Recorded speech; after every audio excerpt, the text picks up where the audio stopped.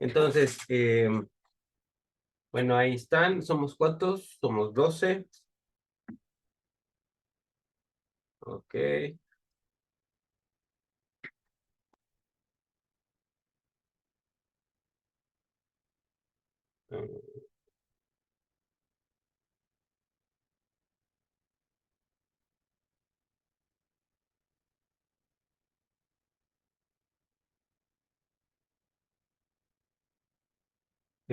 Ok, entonces tenemos esta, ¿no? Entonces dice Keynes que la desutilidad marginal del trabajo, ¿no? Es un supuesto clásico en donde se asume que eso va a determinar la oferta de trabajo. Y eso ya lo vimos, ¿no? Lo va a determinar el trabajador, va a decidir entre ocio y consumo y va a determinar cuánto tiempo de trabajo va a dar según el salario real que exista, ¿no? Y la segunda, que la productividad marginal del trabajo va a determinar la demanda de trabajo, pero se asume que la productividad va a ser igual al salario real, ¿no? Entonces ya vimos nosotros desde, creo que la clase anterior, ¿no? Lo que Marx decía, ¿no? De que el salario real, pues no tenía por qué ser igual a la productividad marginal, ¿no? De hecho, el salario real iba a ser menor que la productividad marginal del trabajo, ¿sí? Entonces, esa es una crítica, este es Marx, ¿no? Keynes lo que va a decir, a ver, ¿por qué no se cumple esta parte, esta de aquí, ¿no? Y lo va a decir de la siguiente forma.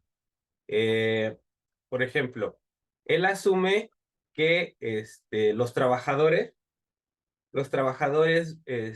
piden, cuando tú entras a trabajar a una empresa, vas a negociar, entonces, se van a negociar salarios nominales, ¿no? ¿Sí? Entonces, cuando lleguen ustedes a trabajar a algún lugar, van a negociar el monto de su pago, ¿sí? Entonces van a decir, bueno, pues yo quiero ganar, no sé, 10,000 pesos al mes, ¿no? Y eso va a ser fijo durante cierto tiempo, ¿no? Entonces, ya que llegan a un acuerdo, el salario, a ver, yo quiero ganar 10,000 pesos, ¿no? 10,000 pesos al mes. Eso se va a mantener durante ¿cuánto tiempo? A ver, ahí les pregunto, ¿cuánto se va a mantener eso? Ya llegué, negocié y dije, bueno, sí voy a trabajar por 10,000 varos al mes. ¿Eso cuánto se mantiene? ¿Están despiertos todavía? Es por 3 meses, ¿no? Depende, ¿no? Depende. Bueno, sí. Luego también hay contratos, creo que de un año. Puede ser de un año o lo que sea. Entonces ahí lo que dice Fer, se va a mantener, si es un contrato de 3 meses, pues 3 meses. Y si no, todo el año. Pero en el transcurso del año, ¿qué puede pasar? La Inflación. inflación, Exactamente. Exactamente. Entonces, si empiezan a cambiar los precios, ¿no? Este salario está fijo, digamos 3 meses o 12 meses, ¿no? Entonces, si empiezan a cambiar los precios, pues el salario real va a cambiar, ¿no? ¿Qué puede pasar? Pues yo voy a trabajar esos 3 meses o esos 12 meses, ¿no? Y si sube el precio, mi salario real baja, fíjense, el salario real va a bajar, ay, el salario real va a bajar, pero pues yo voy a seguir trabajando igual, ¿no? O sea, el trabajo va a ser el mismo. Entonces, lo que tendría que pasar, si fuera lógico lo que dice el modelo clásico, es que cuando subiera el precio, yo decidiera dejar de trabajar, ¿no? Cosa que difícilmente pasa, ¿no? Entonces, la rigidez de los salarios, ¿no? Impide de alguna manera que se cumpla ese postulado clásico. ¿Sí me explico? O sea, queda más o menos claro esa idea del por qué no se cumple, o más o menos. Sí, profe. Vale, vale.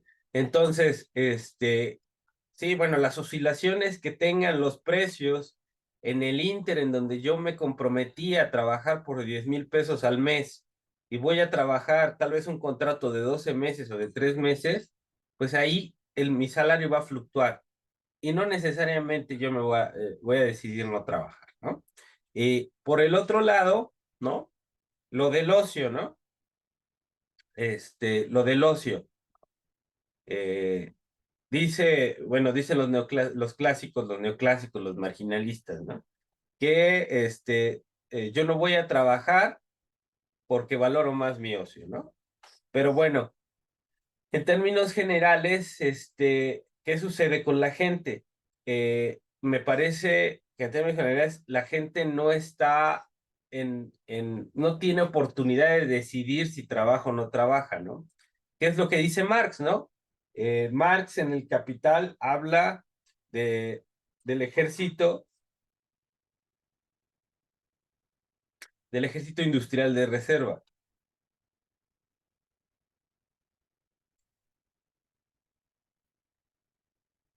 ¿Qué es el ejército industrial de reserva? ¿Alguien lo escuchó alguna vez ¿cómo se llama?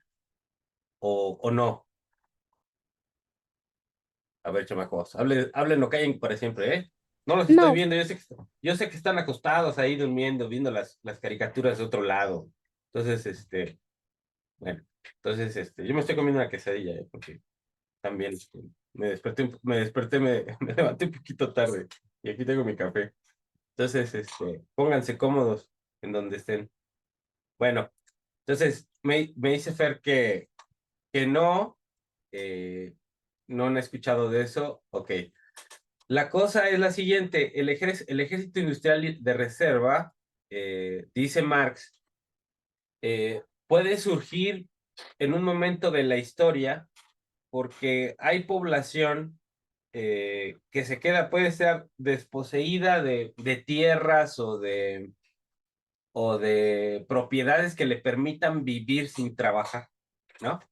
Entonces, el propio desarrollo del capitalismo hace que eso crezca, en el sentido, como alguna vez platicamos en la introducción, los que fueron conmigo en introducción, ¿no? El salario que se les paga a los obreros, pues es fundamental para que los obreros sigan siendo obreros, que los hijos de obreros sí, sean obreros también. Entonces, eso para que refuerce esa población, ese ejército industrial de reserva. Entonces, en la vida, en la historia económica, en la realidad, hay gente bueno, la mayoría de la gente vive de su trabajo. Entonces, eso es un hecho real, ¿no? La gente vive de su trabajo,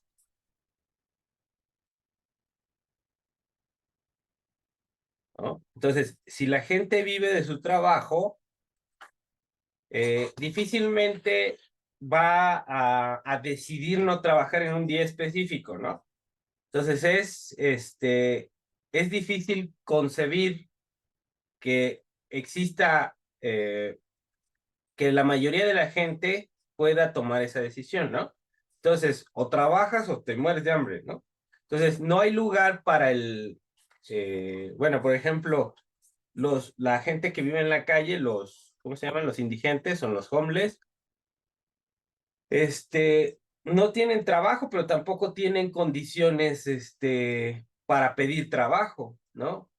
No están educados, o a lo mejor sí están educados, pero pues ya están en un estado muy, muy, muy deplorable de salud, que difícilmente si se acercan con alguien les va a dar trabajo, ¿no?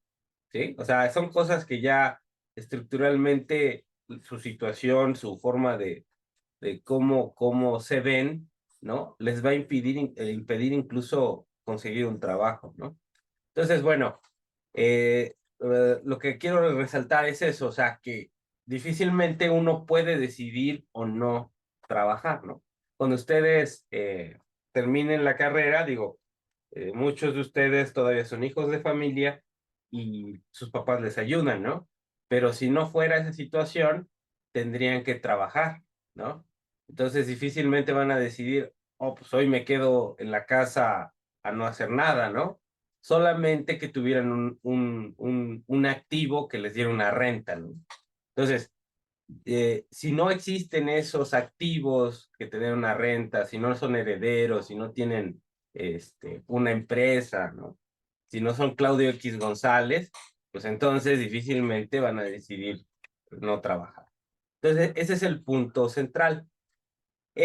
Bajo el modelo de Keynes, entonces vamos a ver nuestra oferta de trabajo, nuestra demanda y oferta de trabajo, cómo se comportaría.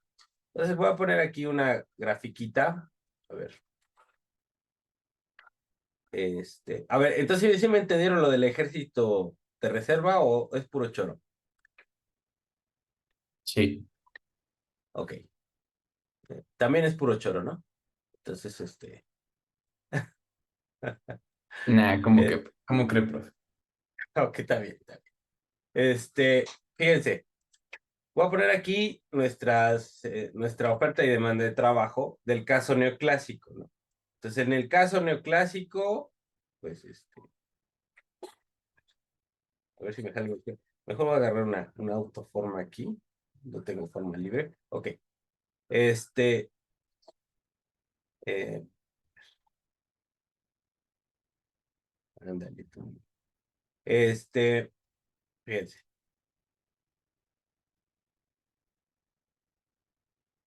¿Cómo lo puedo poner? A ver, espérenme. Esta es una recta. Es que estoy medio oxidado ahorita para hacerlo. Bueno, esta sería la oferta de trabajo. Y ahí, les digo que estoy medio oxidado. Y otra vez. Ok. La demanda de trabajo, en el caso clásico, ¿no? Entonces, nosotros sabemos que acá se determina la productividad marginal del trabajo, ujú, o salario, ¿no? Salario real, y por acá la cantidad de trabajo, ¿no?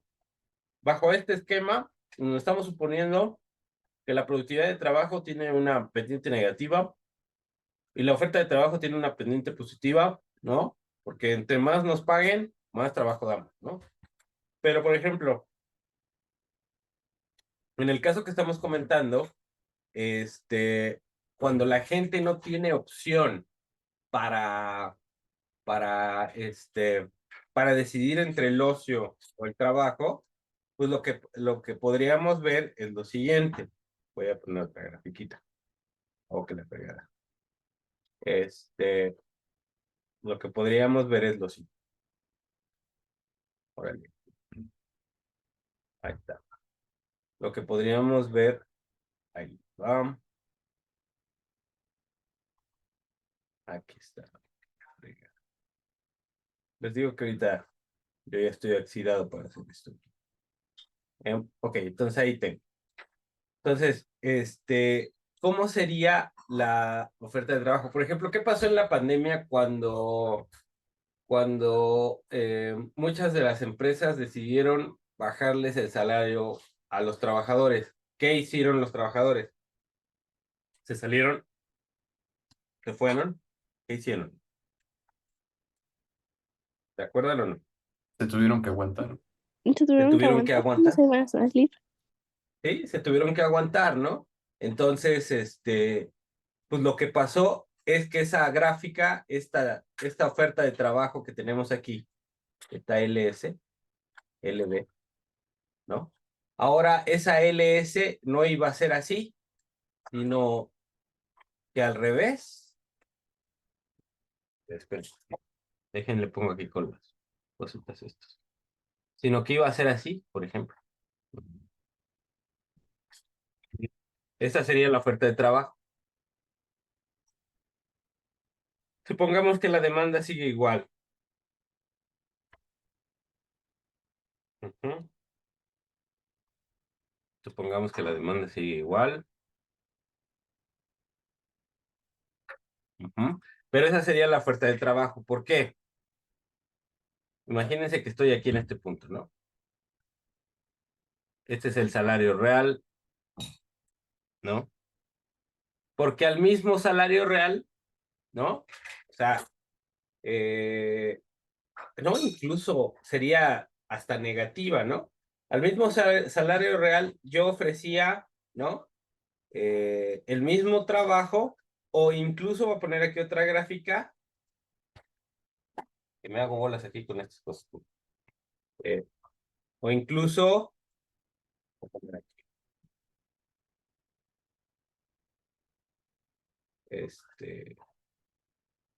a ver,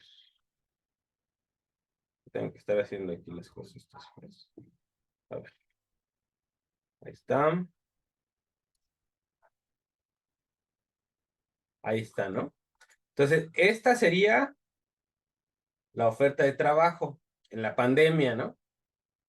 En donde yo tenía, por ejemplo, un nivel de trabajo a un salario real y que después me dijeron, ¿sabes qué? Te vamos a bajar el trabajo, chavo, y si quieres conservarlo, tienes que trabajar más, ¿no?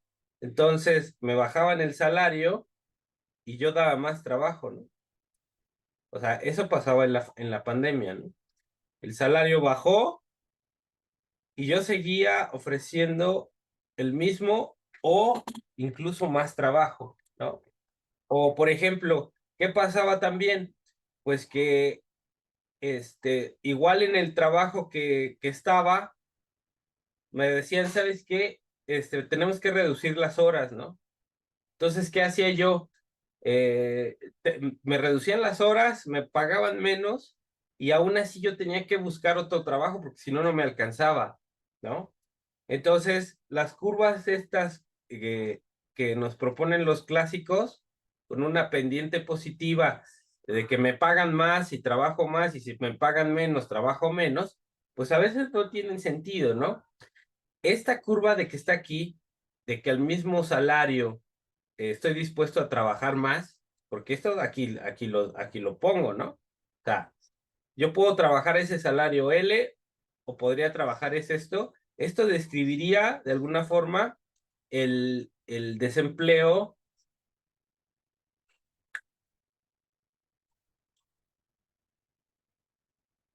involuntario, ¿no? Ujú. Que hay gente que está dispuesta a trabajar más al salario real vigente, pero igual y que no encuentra, ¿no? Y el otro lado podría ser esta curva de oferta de trabajo, incluso en la pandemia, ¿no? Me bajan el salario y ofrezco más trabajo, ¿sí? Entonces esas cosas, no están consideradas ¿en qué? En el modelito clásico, ¿no? Entonces, eso es importante considerarlo porque, bueno, ¿cómo se dice? En la clase pasada leímos lo que dice Keynes, ¿no? Entonces, vamos a darle otra leída a lo que dice Keynes, ¿sí? Espérenme tantito. No me abre aquí la cosa, está. A ver. ¿Hay alguna duda, chavos? ¿O ya se desmayaron? ¿Qué tienen? ¿Están viendo la telenovela al mismo tiempo? No, no sean gachos. Nah, ¿cómo cree, profe? No, profe. ¿No? No les creo. No les creo. A ver, espérenme tantito. Déjenme, voy a abrir aquí una que no veo. No veo. Ah, aquí está. Voy a abrir a Keynes. Vamos a leer otra vez ahí. Que es importante cada rato vacunarlos. Una vez que ya les enseñé el modelo clásico, ahora hay que enseñarles que no le crean al modelo clásico. Que no se le crea al modelo clásico. No, no, tiene unas partes que son medio lógicas, Fer. O sea, tiene Pues unas sí. partes que... Ajá, sí, te escucho, te escucho, te escucho. Ah, bueno, pues sí, sí hay partes lógicas, pero hay otras que no, como lo que usted dice, que entre más trabajas, más ganas. Eso sí suena muy ilógico. Pues sí, Pues sí, pues sí. Pero bueno, esa es una teoría, ¿no? Ahorita les estoy compartiendo a Keynes, ¿no? ¿O no? Sí. Sí, Entonces, fíjense otra vez, ¿no? Lo que dice Keynes. Por eso es importante siempre estar revisando a Keynes. ¿No? Esta última parte, ¿no? Esta última parte, que es la vacuna, ¿no? Dice, sostendré, ¿no? Dice, fíjense lo que dice otra vez. He llamado a este libro Teoría General, bla, bla. Dice, con el objeto de que el título sirva para contrastar mis argumentos y conclusiones con los de la teoría clásica, en la que me eduqué y que domina el pensamiento económico, ¿no? Entonces, por ejemplo, si yo me voy a una escuela diferente a la UNAM, ¿no? Eh, Allá van a enseñar el marginalismo, van a enseñar el modelo clásico, van a enseñar el modelo neoclásico, pero nunca van a contraponer esa teoría con un modelo keynesiano, con un modelo, nunca, hay unas que no van a ver nunca Marx, ¿no? Por ejemplo, ¿no? Entonces, siempre, y bueno, ese tipo de educación genera un pensamiento que va en una sola dirección, ¿no? Entonces, aquí hay que ver en términos, si quieren, hasta del debate científico, ¿no? Lo que dicen unos y lo que dicen otros, ¿no? Y eso a ustedes les tendría que dar un panorama un poco más amplio de lo que dan en otras escuelas, ¿no? Entonces, bueno, dice aquí, ¿no? En la que me eduqué y domina el pensamiento económico. Entonces, todas esas escuelas que la llamamos los economistas el pensamiento mainstream, ¿no? Son, desgraciadamente, las que dominan la forma de enseñar economía, no solo en México, ¿no? A nivel mundial, ¿no?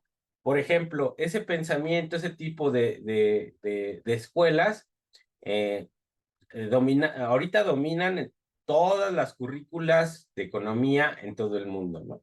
Entonces, difícilmente van a haber un pensamiento crítico, ¿no?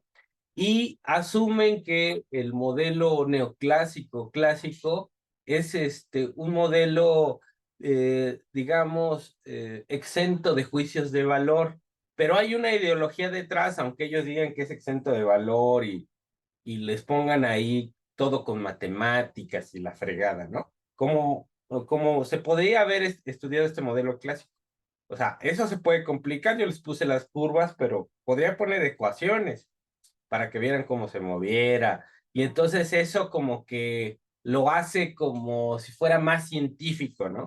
Pero realmente los supuestos que trae detrás son muy cuestionables. Entonces, eh, dice aquí Keynes, ¿no? Tanto práctico como, dice, en la que me eduqué y que domina el pensamiento económico, tanto práctico como teórico, de los académicos y gobernantes de esta generación, igual que lo ha dominado en los últimos 100 años, ¿no?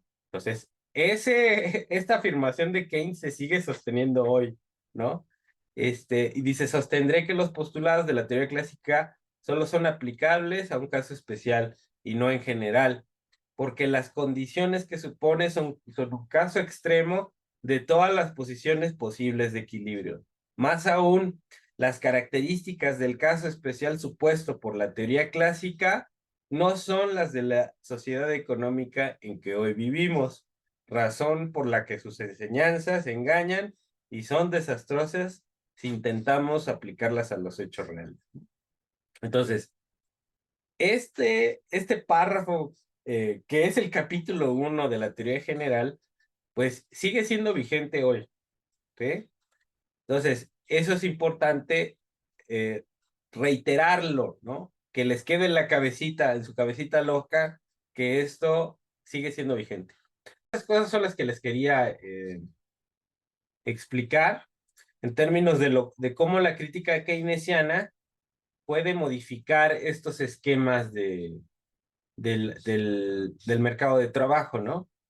Incluso no solamente la oferta de trabajo, sino la demanda de trabajo. Por eso ya, si quieren, lo podemos ver en clase con más detalle, digo, para que todos lo vean. Pero aquí, por ejemplo, la curva de oferta se puede, en lugar de ser positiva, puede ser horizontal, como este caso, Aquí le voy a poner el caso A, ¿no? El caso B o el caso C, ¿no? Entonces, realmente la curva que manejan los neoclásicos no tendría por qué ser la única forma de representar la oferta de trabajo, ¿no?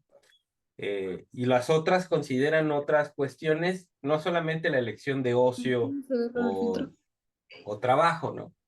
Entonces, digamos, esa es la cuestión que está aquí, ¿no? Entonces, no necesariamente lo que dicen los clásicos es lo que se cumple en la realidad, ¿no? Porque pocos pueden tener una elección entre ocio y trabajo, ¿no? Yo diría que pocos o muy pocos son los que pueden decidir valorar su ocio, trabajar o no, ¿no? Tal vez ustedes ahora que si todavía los ayudan sus papás, pueden decidir si van a la escuela un día o no, pero difícilmente los papás pueden decidir un día no ir a trabajar porque pues les dio la gana, valoran más su ocio, ¿no? Entonces esas cosas son las que hay que tener claras, ¿no? Entonces, Keynes, Keynes va a empezar a criticar, lo voy a poner acá, la idea del equilibrio, la idea del equilibrio clásico, ¿no?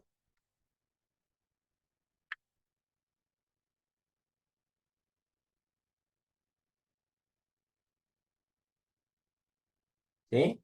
Entonces, ¿de qué forma? Bueno, nosotros sabemos que en el modelo clásico de los cuatro mercados, nosotros vamos a tener en general una curva. Ay, que la canción. Me aparecen por acá. Bueno, espérenme. Vamos a tener en el mercado de bienes,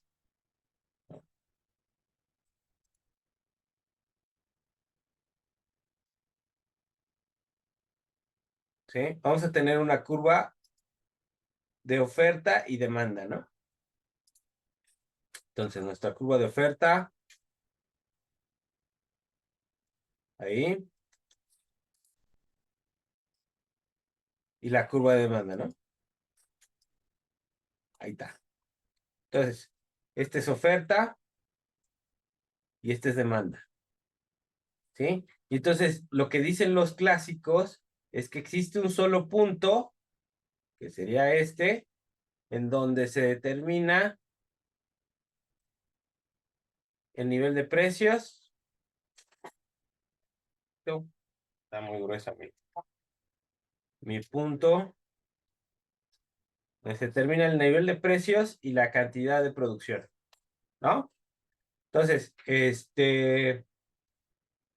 ese sería el equilibrio en el caso clásico, ¿no? Una oferta que ya no se puede mover por condiciones del ahorro, acuérdense, o de las decisiones de los trabajadores de trabajar más o no, ¿no? Al salario real vigente.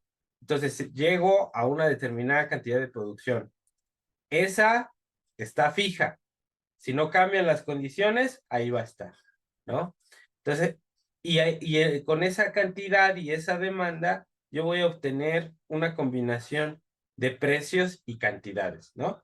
Entonces, tengo un punto de equilibrio en donde se establecieron los precios. Y ese sería, por ejemplo, el caso clásico, ¿no? Entonces, si crece la demanda, ¿qué va a pasar? Si crece la demanda, lo único que va a pasar es que, ¿qué?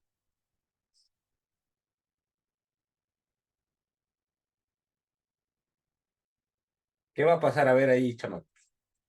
Si crece la ¿El demanda, ¿qué va a precio va a pasar? aumentar? El precio, ¿sí? ¿El precio va a Entonces, aumentar? el precio va a aumentar.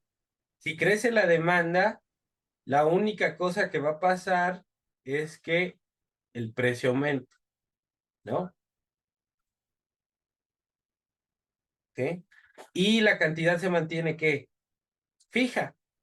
¿Por qué? Porque no hay condiciones para aumentar la producción, ¿sí? Entonces, ese es el modelo neoclásico y eso es lo que me dice, ¿no? Si crece la demanda va a aumentar el precio. Si disminuye la demanda, va a disminuir el precio, pero la cantidad no se mueve porque ya estoy, digamos, en el equilibrio de pleno empleo, ¿sí?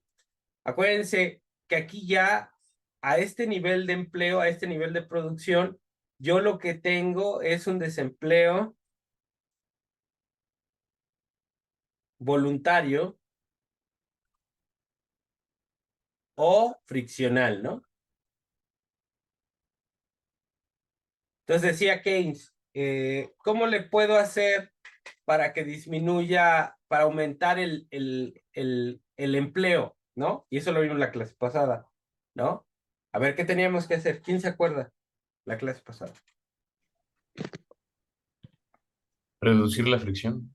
Reducir la fricción, ese sería uno, ¿no? Entonces, si reduzco la fricción, puedo tener más empleados y puedo incrementar un poquito el producto. Esa sería la primera. ¿Qué otra? Reducir la desutilidad. ¿A qué? ¿Otra vez? Porque no lo escuché. Reducir la desutilidad. Reducir la desutilidad, ¿no? Que es una cuestión subjetiva. Si yo la reduzco, los trabajadores van a estar dispuestos a ofrecer más trabajo al salario real vigente. Otro, Aumentar la productividad marginal del trabajo. aumentar la productividad marginal del trabajo, ¿no? Pero eso de quién depende? Fundamentalmente de las empresas, ¿no? De las empresas, meterle más tecnología en general o capacitar mejor a los trabajadores para hacerlos más productivos. Y la final, Eh, Aumentar la productividad marginal del capital. bueno, sería eso, ¿no? Sería aumentar la productividad marginal del capital, pero acuérdense que era en aquellos sectores que no eran de consumo obrero, ¿no? Entonces, si aumentara el precio de los bienes que no consumen los obreros, eso aumentaría la rentabilidad de ese sector y aumentaría la inversión y estaría dispuesto a contratar a más gente, ¿no? Entonces, esas son las formas en que en el modelo clásico yo puedo incrementar el empleo y por lo tanto el producto. Si no pasa ninguna de esas formas, no puedo incrementar el producto. Entonces hay un solo punto de equilibrio, ¿no? Y si se me mueve la demanda, habrá otro que se va a mover sobre la misma curva, ¿no?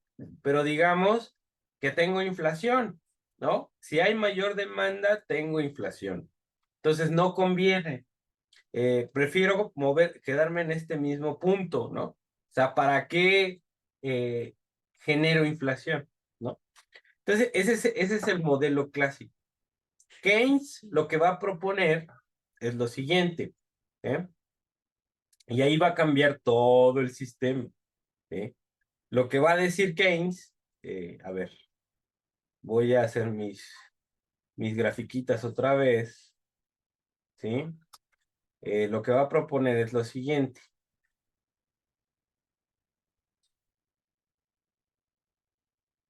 Lo que va a decir Keynes, no lo dice como tal, espérenme tantito,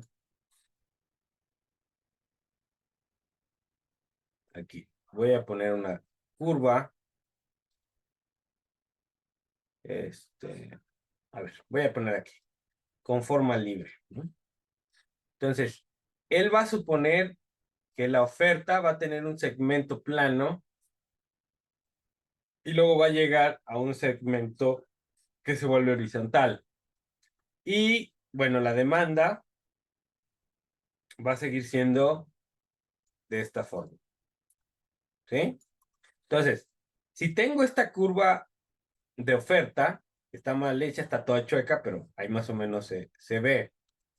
Puedo tener este primer equilibrio con este precio, ¿no? Esta es mi demanda, acuérdense. Esta es mi curva de demanda. Sí, ¿y por qué está la curva de oferta así? Porque esta curva de oferta, cuando las empresas ponen la fábrica, siempre las máquinas no las usan a su máxima capacidad. ¿Por qué? Porque dice Keynes, ¿no? A diferencia del modelo clásico, acuérdense que el modelo clásico del ahorro va a la inversión y la oferta crea su propia demanda, ¿no? Esto sería la causalidad en el modelo clásico. Para Keynes es al revés. La inversión crea su ahorro y la demanda crea la oferta, ¿sí? Entonces, esta es la causalidad en Keynes. Entonces, regreso al ejemplo. Entonces, una empresa, si tienes vas a poner una tortillería, por ejemplo, la máquina que hace tortillas tiene potencia para producir, no sé, 1000 kilos de masa al día o 1000 kilos de tortillas al día. La cosa es, yo les pregunto, ¿voy a producir los 1000 kilos? ¿No? Esa es la pregunta relevante. ¿Los voy a producir, sí o no?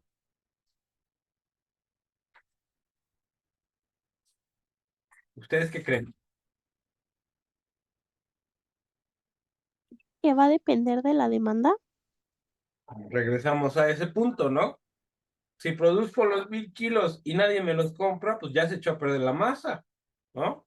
Entonces, tiene que ver con la demanda. Entonces, eso es lo que dice Keynes, ¿no? Entonces, a este nivel de producción, ¿no? A este nivel, a este nivel de demanda, yo voy a producir tanto, ¿no? Entonces, tengo un punto de equilibrio, el P0 y el Q0. Pero si crece la demanda, si crece la demanda, por ejemplo, que creciera la demanda hasta acá, pues puedo ¿qué? Producir más, ¿sí? Y igual incrementan los precios un poquito, pero tengo mayor producción. Ahora, de aquí para acá, ¿qué pasó? Para producir más, yo tengo que ocupar más insumos, ¿sí? Y también tengo que ocupar más ¿qué? Más trabajo. Entonces, de aquí para acá estoy empleando, ¿no? Estoy incrementando el nivel de empleo.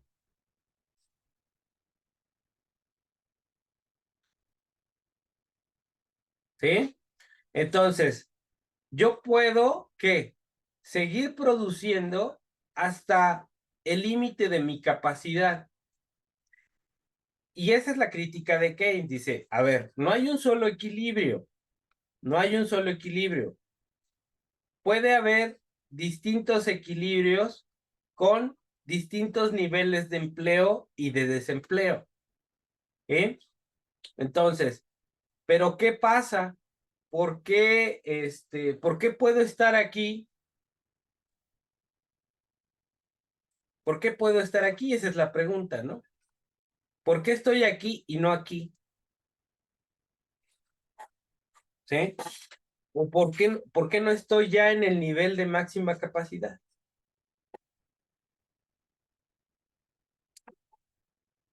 A ver, Por el déjenme poner aumento ahí. de la demanda. Sí, eso, o sea, pero ¿por qué, qué es lo que me impide a mí, sí, o sea, es eso, ¿qué es lo que me impide a mí estar produciendo a este nivel o a esto? Pues la ¿Podría ser la incertidumbre. competencia? Puede ser la competencia, Fer, y en general va a ser la incertidumbre que tengo sobre mi demanda, ¿no? ¿Eh? Entonces, ¿qué me hace a mí emplear a más gente? Que yo tenga certidumbre sobre lo que voy a vender, ¿no? Y eso nunca va a pasar. Entonces las empresas van tanteando y van viendo su competencia y van viendo si emplean o no a más gente, ¿no? Eso depende de qué, de cómo vean que crece la demanda, ¿no? Entonces, pero mientras haya esa incertidumbre, pues yo no estoy cierto cuántos empleados voy a querer. ¿Qué tal si contrato muchos? y al final no produzco tanto. Entonces estoy, ¿qué? Perdiendo porque tengo que pagar salarios y no vendí lo que esperaba vender, ¿no? Entonces, como hay una incertidumbre en términos de la demanda, yo no sé exactamente dónde tengo que estar produciendo ni cuánta gente tengo empleando, ¿sí? Entonces, eso es lo que dice Keynes.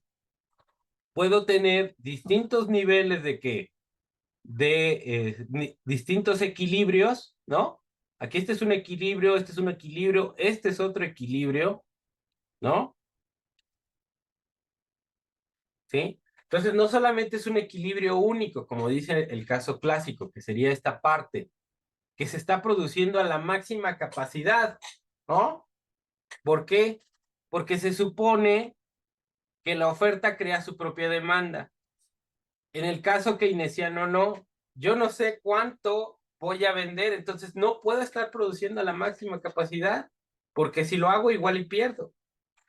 Entonces, esa es la idea que está poniendo Keynes. Entonces, puede existir capacidad para generar empleo en la economía, pero no se genera porque las empresas, el capitalista, no está cierto si va a vender toda esa masa de productos que vaya a producir. Entonces, ese es el problema, ¿no? En Keynes el problema es la incertidumbre, ¿no?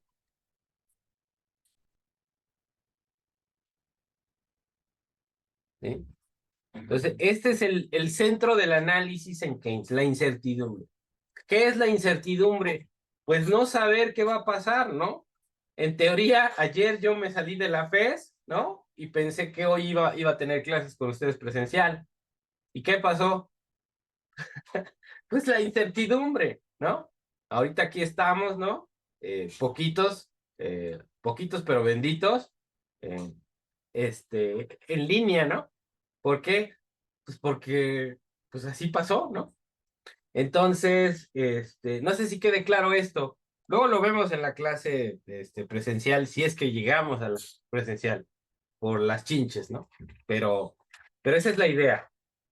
¿Sí están entendiendo más o menos? ¿O hay dos que tres está medio chorizo? Yo tengo una pregunta, Está profe. bien, profe. Adelante, adelante.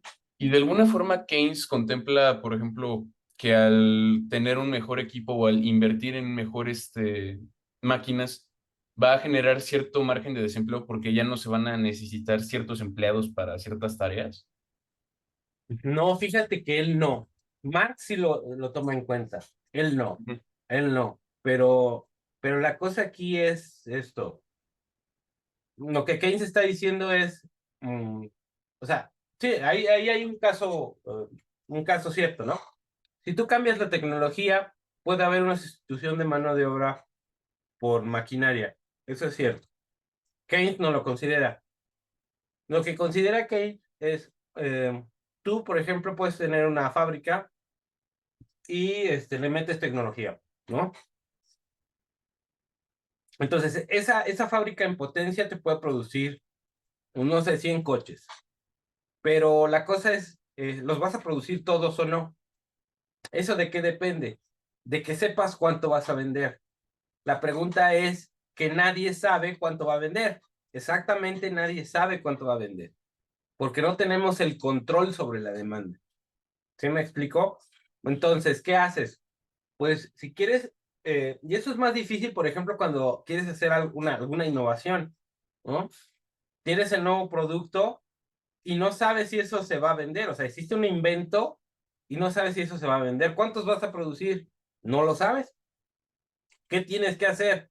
Pues una campaña de marketing para más o menos hacerte cierta preferencia de la gente y que te compren, ¿no? Pero al principio tienes que estar gastando. El marketing cuesta, ¿no?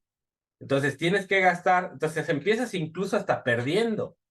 Y puede ser que ese producto, que esa innovación, que ese invento sea exitoso o no. Si es exitoso, se convierte en una innovación. Si no, no, ¿sí? Pero tú como productor ya perdiste, ¿no? Entonces ese es el problema en Keynes. ¿Cuánto vas a vender? No lo sé. Entonces, si yo no sé cuánto voy a vender, no voy a producir tanto y por lo tanto no voy a emplear tanto. ¿Sí me explico? Entonces, el problema en Keynes, que no considera esta parte que planteas, Rafael, es más en cuestión de empleo, ¿no? Como los capitalistas no saben si todo lo que van a producir lo van a vender, entonces van a emplear poco. Si crece la demanda, emplearán más, ¿sí? Pero si creen que ese aumento en la demanda va a ser temporal, no van a emplear, porque si no ya empleaste a la gente y luego se te cae la demanda, la tienes que correr, ¿sí? Entonces, aunque el crecimiento en la demanda tiene que ser algo que ellos crean que va a ser duradero, si no, no van a emplear a más gente, ¿sí? Entonces, ese es el problema que plantea Keynes, ¿no? Entonces, puede haber múltiples equilibrios, ¿no? No nada más uno, como es el caso clásico, porque en el caso clásico se produce a la máxima capacidad, ¿sí? Porque no hay incertidumbre, ¿sí? Para ellos lo que se produce se vende, ¿no? Y eso no es cierto. O sea, en el capitalismo, lo que menos se sabe es cuánto vas a vender, porque hay cuestiones competitivas, ¿no? Porque hay una incertidumbre que está presente en todos lados. Entonces, pues no puedes planificar de una forma exacta cuánto se va a producir y cuánto vas a emplear. Y ese es el rollo en Keynes. ¿Queda claro? Sí, prof. Y entonces eso también explicaría el pensamiento de los inversionistas en México. O sea que justamente por esa incertidumbre de no saber si alguna innovación aquí funcionará o no se lo comerá la competencia, no invierten. También porque ahí luego les voy a pasar un paper de Gabriel Palma, es un profesor de Cambridge, para que lo lean los que quieran leerlo, ¿no? Y él habla, en general los capitalistas latinoamericanos son muy flojos, no se quieren arriesgar precisamente por esta incertidumbre, ellos no quieren arriesgar, por eso no son innovadores. Schumpeter, Schumpeter que es un teórico austriaco, ¿no? Él define que el innovador es el que se arriesga, ¿no? Que le va de la incertidumbre y que por eso Schumpeter habla del placer creador, de innovar porque te da placer, ¿no? Pongo el ejemplo de Elon Musk, ¿no? Quiere llevar al hombre a Marte, ¿eh? ¿Por qué lo hace? ¿Sí? Unos podrían decir que está loco o porque eso va a ser rentable, pero hoy no es rentable y lo está haciendo ¿por qué? Porque quiere hacerlo, porque es un gozo creador y lo puede hacer y lo va a hacer, ¿no? A lo mejor le ganan los chinos, pero él quiere hacerlo, ¿no? Independientemente de que esté perdiendo, ¿no? ¿Sí? Puede estar perdiendo o puede que esté usando apoyos de Estados Unidos y está perdiendo lo de Estados Unidos, pero está innovando, ¿sí? Entonces, a veces a los emprendedores no les importa perder, a los innovadores, ¿no? Y aquí los capitalistas latinoamericanos sí les importa perder. Y además no son innovadores. Entonces, ese es el problema, ¿no? Ese es el problema. Eh, y tiene que ver con esa incertidumbre. Pero para el que es innovador, le vale la incertidumbre y se arriesga e invierte y pierde de ser el caso. ¿Pero por qué? Porque tiene un objetivo, quiero crear tal cosa. ¿Sí me explico? Entonces, hay justificaciones del por qué unos no innovan, ¿eh? En esta cuestión de la incertidumbre, pero la innovación va más allá de la incertidumbre, ¿no? Es el que quiere hacer algo nuevo, ¿no? Por el simplemente hecho de hacerlo, ¿sí? Entonces, ahí está la cosa, ¿no? Ahí está la cosa. ¿Cómo ven?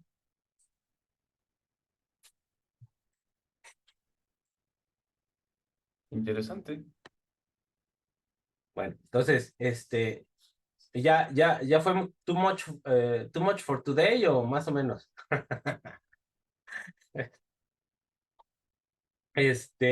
Yo le dejaría ahí, chavos, y eventualmente cuando nos regresemos a la clase, pues ya, le damos más a lo de Keynes. Pero ya estamos viendo aquí la cuestión de la demanda, de la incertidumbre. Tenemos que ver la inversión en Keynes, la oferta, demanda de dinero, para ya ahí cerrarle y hacer el examen, ¿no? Entonces, pero ya, pues ya tenemos bastante contenido que hay que repasar. ¿Cómo ven?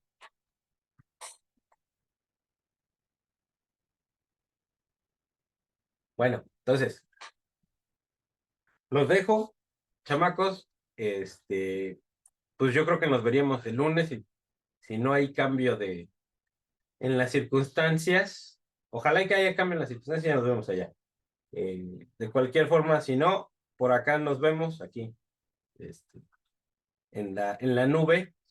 Y pues no sé si tengan dudas. No, Ya no. nos va a dar contraseña del SEA. Bueno, para... Bueno, ahorita, sí se las puedo mandar, aunque todavía no hay nada ahorita, pero pues ya para que la tengan, ¿no? Se las mando, va. Y bueno, vamos viendo esto despacito, y ahí vamos, ¿vale? Entonces, ya los dejo, chavos, váyanse a desayunar o tómense una lechita o un cafecito, ¿vale? Entonces ahí nos vemos. Gracias, Hasta luego, bye. bonito día. Gracias, profe. Hasta mañana, profe, que tenga buen día. Nos vemos, profe. Chao.